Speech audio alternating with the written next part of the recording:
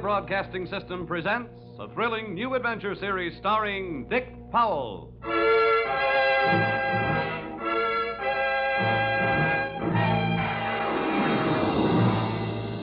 I'm an insurance investigator. My name is Johnny Dollar. What? You heard me, Johnny Dollar, and I can pad an expense account with the best of them.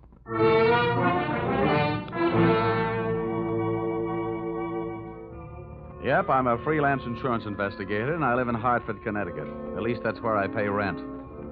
My work sees to it that I really live anywhere, except at home. I'm free, white, and 34, and so forth. If you're interested in buying me Christmas presents, I take a size 42 suit. Shirt's 15 and a half collar, sleeve length 33. My hat size is 7 1/8, except when I wind up a successful case. Then it runs about 7 3/8. At insurance investigation, I'm just an expert. At making out my expense account, I'm an absolute genius.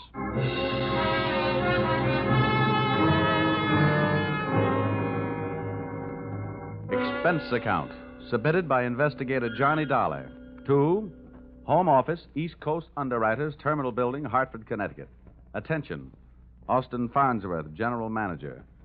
The following is an accounting of my expenditures in the investigation of Milford Brooks III for your company. Expense account item 1. Cab fare to your office in answer to your original call, 75 cents. Tip to driver, $1. Expense account item 2. Shoe shine, 25 cents. You'll remember I got my shoes scuffed when I unsuspectingly walked into your private office. Milford! No, you must not, boy. Dollar! Get away from that window. Don't Hey, you. jump. Hey, no, you don't. Let go of me. Let go of me, you fool. No. There are better ways of making a big splash in life. Get away. Well, nice try, Sonny. Now pay attention to teacher. I didn't know I had it in me. Oh, goodness gracious, Dollar. Did you have to hit him so hard? I hope you haven't killed him. He isn't too strong, you know. Don't worry. There. Now, Mr. Farnsworth, would you mind telling me on whose head have I the dubious pleasure to be sitting? That, sir, is Milford Brooks III. His policy with this company is in the amount of $2 million. Wow. Yes. And the boy seems bent on committing suicide. Dollar, I want you to stop him. What do you want me to do? Threaten him with death? Anything. The conditions of his policy are such that we would be forced to meet with a claim in the event of his suicide.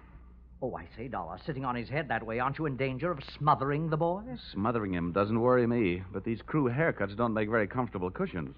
I'll move down a little. Now, there. Okay. So far, I know this kid is insured for $2 million and that his policy pays off on suicide. What else? 1/2 hour ago, Milford Brooks walked into this office and changed the beneficiary in his policy. Then, sir, he proceeded to demand, not request, mind you, but demand a loan of $500,000. Quite a touch. When I explained to him that there were no provisions for a loan in his policy, he threatened suicide. Which would cost you $2 million. So all we have to do is keep him alive, huh? And he's managed to make that no small problem. His choice of a new beneficiary is downright frightening. One of the most notorious gamblers in the East. His name is Hatcher, Harold Hatcher. Ouch. Oh, do you know him? Sure. That kid's been a post office pinup boy for a lot of years. Well, that's the situation. I'm engaging you to protect Milford Brooks' future. Dollar, I want you to protect the boy. Give him something to live for. You know, an interest in life. An interest in life? Well, then, let's see.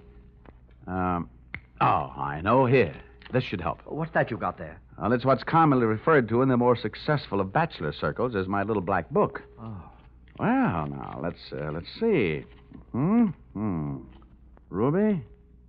No. Her favorite expression is drop dead. Bernadine? No. She'd be the new beneficiary by midnight. Oh, dear. Now, here. Here's the one, Butter. Say, Farnsworth, would you mind passing me that phone? The one with the long cord? Oh, no. Lie still, Buster. My little friend here is showing signs of life. Here you are. Maybe you should let him breathe a bit more. Don't worry. He'll be all right. Hello. Oh, hello. I want to call New York. Yeah. Hudson, 24292. Dollar, you're not thinking of taking this boy to New York, are you? Well, I'm going there myself. You want me to keep an eye on him, don't you? Now, don't fret, Farnsworth. All is not lost. You do worry me, sitting on his chest that way. Hello? Hello, Butter? This is Johnny. Yeah, I'll be in town tonight. I want to see you. And look, here's what I want you to do. Yes, it's all right to say over the telephone. Yeah, I want you to reserve a table at the hatchery in my name for 10 o'clock tonight. Will you do that? Okay. I'll see you at your apartment in a few hours. But, honey, I can't make it any earlier. I'm sitting up on a sick friend. Okay, goodbye. I'm not sure that I agree with your methods. Huh? Ow! What's the matter? Did he hit you? Hit me? He bit me.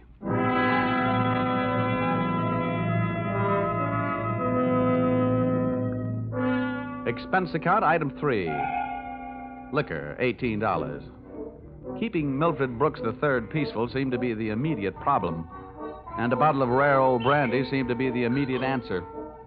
I poured most of it into him, and by the time he started to tick again, he'd gone through the unusual process of going to sleep sober and waking up enchanted. I loaded him into my car, and we headed for New York. As we passed through New Haven, he opened one eye, looked up, saw the Yale Bowl, and gave 3 cheers for old Eli. Ray, Ray, Ray. Oh, old Yale would sure be proud of you. Why anybody would want to insure you for $2 million is more than I can figure. My daddy loved me very much, and my mother loved me very much. Now, that's nice. And not only that, but I love somebody very much. And not only that, but I hate somebody very much. That's interesting.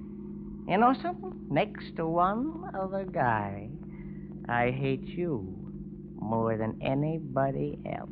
Oh, here, lover boy, it's the cocktail hour again. Time for your bottle.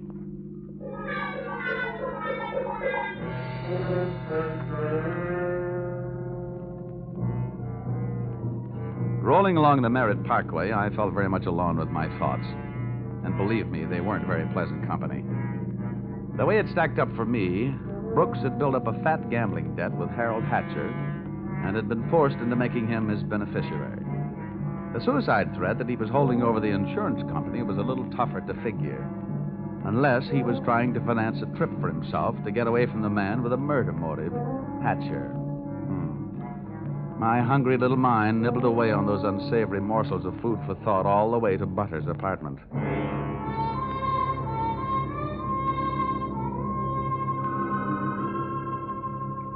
Hey, where are you taking me? I want to go to New York. If you don't behave, Buster, I'll punch your ticket. Johnny, darling, welcome to New York. Well, that's the fastest trip I ever had. Quiet. Well, where did you find this? In a box of Cracker Jack. Let us in, dear. I don't know about you. Some men bring me flowers, some bring me candy. What do you bring me? A boiled owl in a Brooks Brothers suit. Pleased to meet you. Yeah, let's trot him into the bedroom, honey. You'd look more at home in the bathtub. Let me pull down the cover. All right. Now, come on, Buster. Lie down. Charm. That kid's liquor sure can hold him. How long have you been playing nursemaid to this bottle, baby? Get behind that bar suite, and I'll tell you all about it. Sure. Horrible examples don't seem to bother you, do they? If you knew how that guy has been bothering me. What did he do to you? Well, let's just say he put the bite on me. Oh, gosh, the river sure does look pretty tonight. Bourbon and soda? Now, please, anything but brandy. I've been sniffing that second hand all the way from Hartford. Butter, see that big boat out there? Mm-hmm. Oh, I sure would like to be on it. With you, sailing off to faraway romantic places. Get with it, darling. That's the 125th Street Ferry. Oh. Here's your drink. Come on now. Tell Butter all about it. So, friend Bourbon and I proceeded to tell her all about it. It wasn't easy. Everything about her kept flagging down my train of thought. The longer she looked at me, the less I wanted of Milford Brooks III, and the more I wanted of beautiful Butter the first, and only. She was a sympathetic listener to my story until I gave her the answer to her first and only question. And where do I fit into all this? Well, baby, I thought you understood. My job is to give this poor misguided boy something to live for. That's you. Well, Now, honey, hold everything. Don't go getting your corn all popped. You misunderstand. I really mean it. I thought if he'd just got to look at you and realize that things like you exist, why, you'd make any man glad to be alive. Oh, come on now, Butter. Melt a little. I wouldn't let anything happen to you. You know that. Did I hurt you? Oh, no, I'm getting used to it. People have been taking pokes at me all day. I'm sorry. Ah, that's better. You want some more bourbon? I want some more you. Well, help yourself.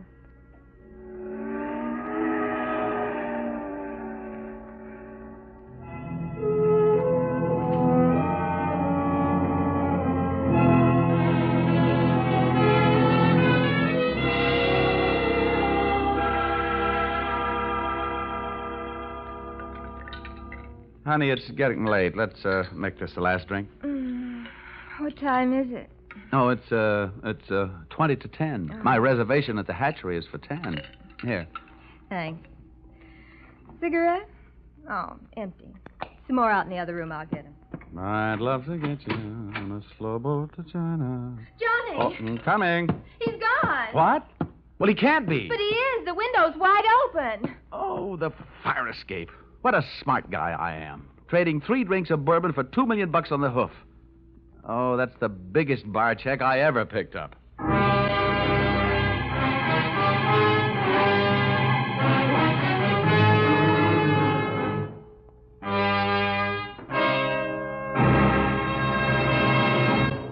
That's a big bar check for anyone to pick up. As a matter of fact, it's a bigger bar check than you've ever heard of anyone picking up before.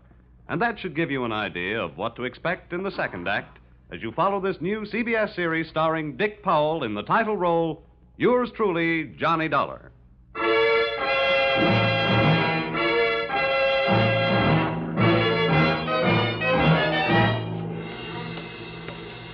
Well, nobody could say I wasn't working fast.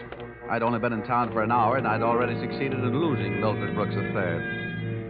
I spent another hour of his all-too-short life expectancy unsuccessfully shaking down the neighborhood for him. And then, feeling very much like a bloodhound that had flunked his sniffing exam, I went back to Butter's apartment.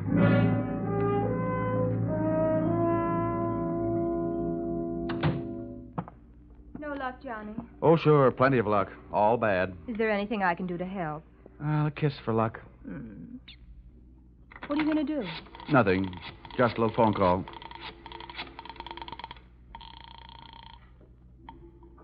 Police headquarters. This is Johnny Dollar. Give me missing persons.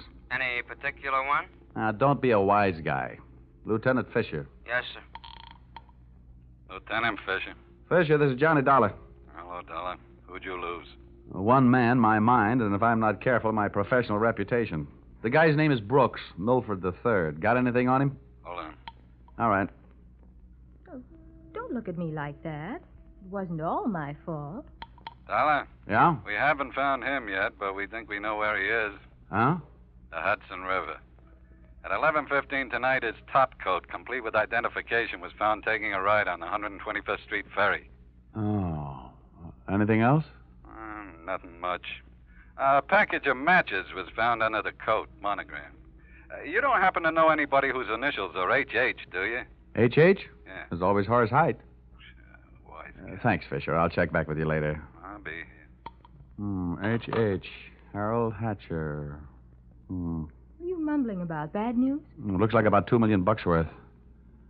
They found Milford's coat on the 125th Street ferry. You and your faraway romantic places. Very funny. I'll see you later, honey, and maybe about 11.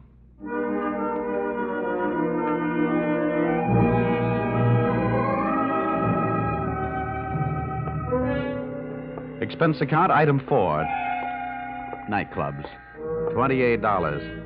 Harold Hatcher's hatchery was in a cellar under a hotel, but the prices were high enough to rate a penthouse. The club was draped in too much satin, its lady customers in too little. The decor was French provincial, the music was Brazilian, and the food was from Dixie. The drinks looked weak and the waiters looked strong. All in all, the joint was a sight for sore eyes, for making them sore. The only pretty thing in the place was a blonde. She came strolling up to my table, her hips unconsciously sending subtle little messages back to the rumba band. She opened her mouth, slid her tongue over her lower lip, and let a few warm, soft words slide out. Looking for someone? Well, you'll do until the real thing comes along. Sit down. Thanks. I won't have a drink. Well, I didn't ask you. My name is Janelle. Janelle. Wow, that's a nice name. I understand you were asking about Mr. Hatcher. Well, I asked if he was in. The waiter said he wasn't. Do you know him? More than somewhat. What do you want to see him about? A mutual friend, Milford Brooks. Uh-huh. I know most of the quiet-clothes boys around here, so you want a cop. You don't look like the type that would be a society friend of the Brooks family, so what are you? I'll ignore that. Is Hatcher around? He might be. Well, then come on. Where's his office? The top of those stairs. Can I expect any trouble getting in? You won't have any trouble. How do you know? Because Harold sent me down here to look you over. Oh. I think you're all right. So, I've won myself the good housekeeping seal of approval, huh? Keeping a house with you would meet with my approval. I ran for my life at a slow walk up the stairs. When I located the door to Hatcher's office, I knocked once and went in. Come on in. Thanks. Oh, I'm Johnny Dollar. I was hired by East Coast underwriters to protect the interest of a kid named Milford Brooks III. Now, what's that supposed to mean to me? You know him, don't you? Well, he isn't exactly one of my boozing buddies. How much money does he owe you? Yeah, we've got him on the books for a few bob. Why? They picked up his topcoat tonight on the 125th Street ferry. He wasn't in it. It might have been suicide, or it might have been a knockover made to look like a suicide. What's your choice? What do you get off asking me about my choice? Where were you between 11 and 11:30 tonight? What's it to you? I thought you might like to rehearse some answers. The law will be asking some questions real soon now. I don't know why I should tell you, but I was driving around in my car getting some air. Oh, now, you'll have to do better than that. They found one of your match folders under Brooks' coat. You're out of your mind. Let me ask you. The kid owed me a couple of $100,000. You think I'm going around knocking off my own assets? Hatcher, I don't know whether you're stupid or bright. Don't worry about it. I know. What about that insurance policy? What insurance policy? Now, look, Hatcher, we're big boys. We both know that changing a beneficiary in an insurance policy is a legal transaction. That means witnesses. That means it isn't secret. What are you talking about? That you and East Coast underwriters and I know all know that Brooks made you the beneficiary in his policy and that you stand to come into $2 million when they fish out his body. I don't know anything about it. Motives don't come much bigger. I'm telling you this is all news to me, and you and nobody else is going to make me move off that story. I feel the same about mine. It doesn't take a genius to know that Brooks didn't love you $2 million worth. There's only one logical reason for his making you the beneficiary. You forced him into it. Who'd believe anything else? Who cares? They'd have to prove it. And, brother, that can't be done. Now, how would you... Yeah. Okay, Rocky, thanks for the news. Take the inspector into the bar and buy him a drink. I'll be right down. Dollar, did you turn me in? They're here, huh? Yeah. No, I didn't turn you in. I'm not a cop. Here, have a cigarette. Thanks. Here's a light. Well, come on. Maybe they just want to sell me some tickets to the policeman's ball. For a guy in a hot spot, Hatcher was certainly a cool customer. I followed him out of the office, down the stairs, and back into the club. Janelle was sitting there right where I'd left her. And I thought to myself, now there's a gal who should never sit down. She looks so pretty standing up. Janelle, buy Mr. Dollar a drink. I have to go play 20 questions with some fellas in the bar. Sure, baby. Anything you say. Anything. I'll see you, Dollar. Yeah. How'd you make out? Well, you can never tell about a guy like that. He's a smart boy, strong, silent type. Wouldn't talk, huh? A real close-mouth act. About what? Oh, just a little doodad. $2 million life insurance policy. Wait a minute. That young Brooks kid? That's right. I knew it. Tried to tell him he'd get into trouble, but he wouldn't listen to me. Oh, you knew about it, huh? I suppose you also know what was behind it. Sure, Milford owed him some money. A lot of money. It's in writing. What kind of writing? The personal note that Brooks was going to get back if he made Harold beneficiary. Well, where is this note? Do I look like the kind of girl who'd put the finger on her boyfriend? You look like the kind of girl who'd do anything if she wanted to. Thanks. I'll give you a slight hint. It's in his office. You'll find it in the inside pocket of one of his suits in the wardrobe. What are you waiting for? I'll watch the bar. Nothing, sweetheart. Nothing at all.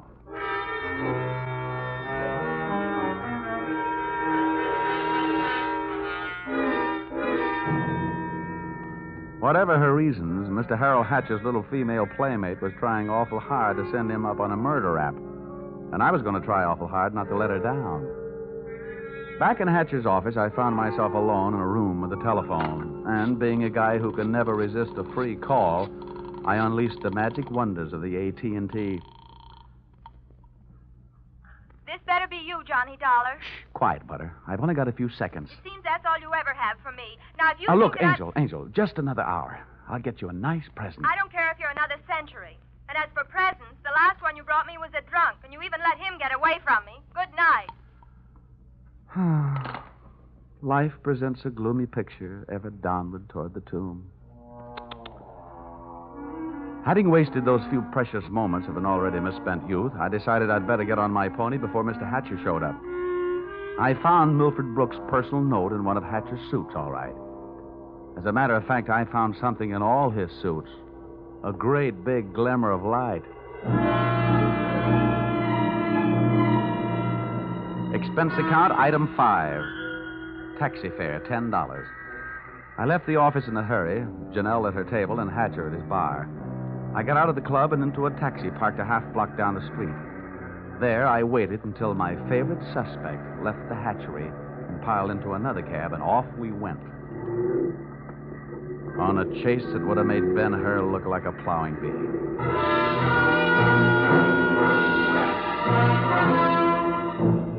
We skittered over to Lexington and headed uptown. At 72nd, the cab turned right and pulled to a stop. My driver was on his toes, and his toes were on his brake. We stopped, too, half a block behind. You want us to wait, huh? No, here you are. Keep the change. Hey, thanks.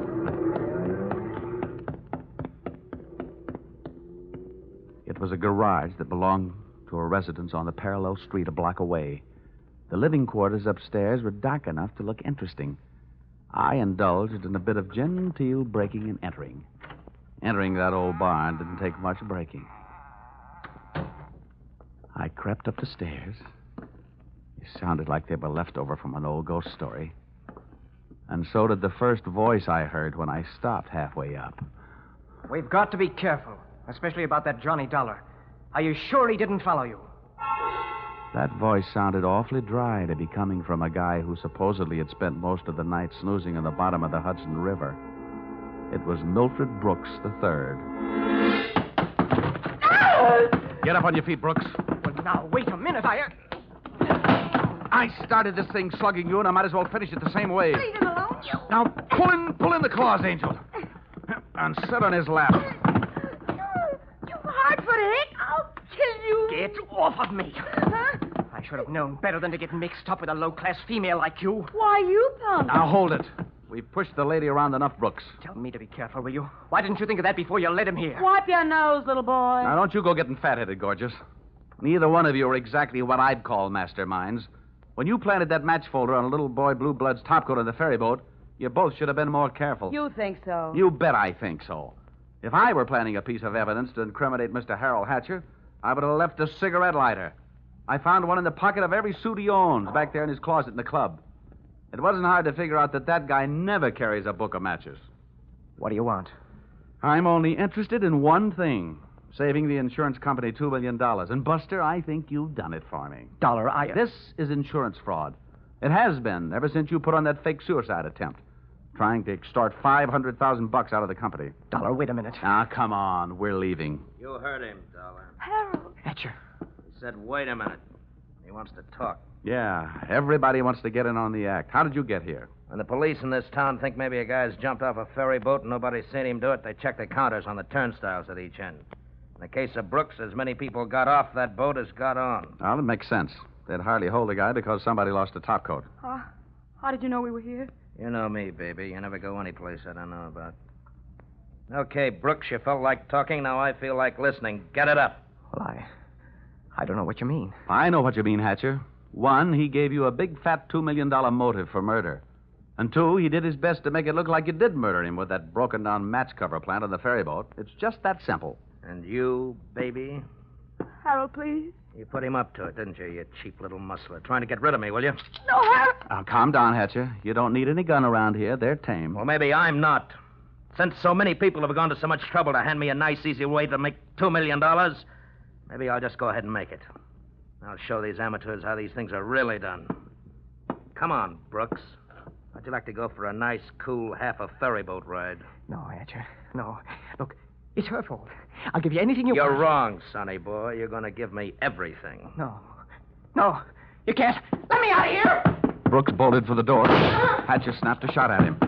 And I hit Hatcher with a do-or-die tackle from behind. The gun flew out of his hand. No, you don't. I beat him to it and swung it straight into his skull.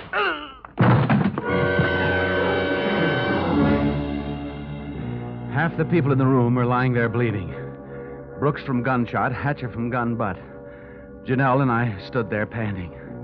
But believe me, not for each other. We stood that way until the police arrived.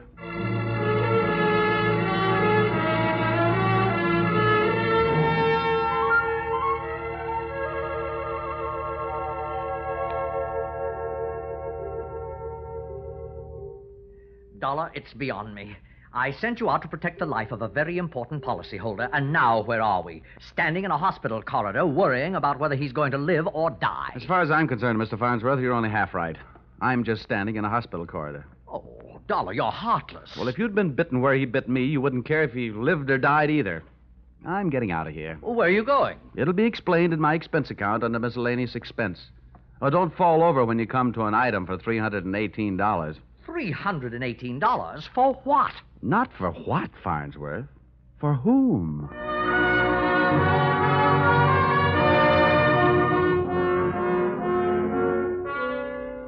Expense account total. And it all adds up to a little matter of $1,182.23. Which you may say, Mr. Farnsworth, is a lot of money for one man to spend in 2 days. But you must bear in mind that the amount at stake was $2 million. And you know the price of steak these days. It might comfort you to know that I just returned from the hospital. Brooks was strong enough to make a full statement, which you will find enclosed. This in itself should prove sufficient to establish evidence of attempted fraud against your company, allowing you to immediately avoid his policy. It boils down to one sentence, to wit. Brooks and Janelle wanted to get rid of Hatcher so that they could live happily ever after. Knowing those two, they never had a chance. And oh, yes, that that miscellaneous item, the one for $318, it was a bracelet for a certain party who made this special investigation for me very special. Oh, if you want a receipt for this item, I'll send you a lock of her hair. Yours, truly, Johnny Dollar.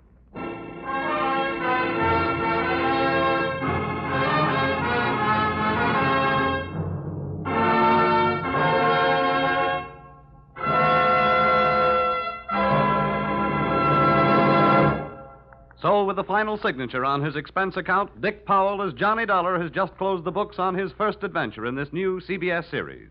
The script for tonight's broadcast was written by Paul Dudley and Gil Dowd, and the music was created and conducted by Dick Arant. The entire production was under the direction of Tony Leader.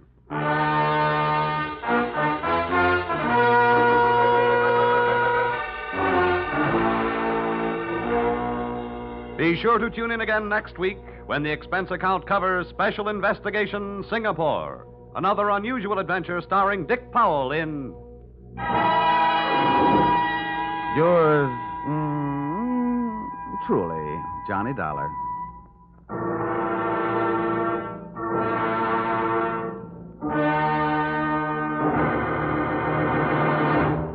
This is CBS, the Columbia Broadcasting System.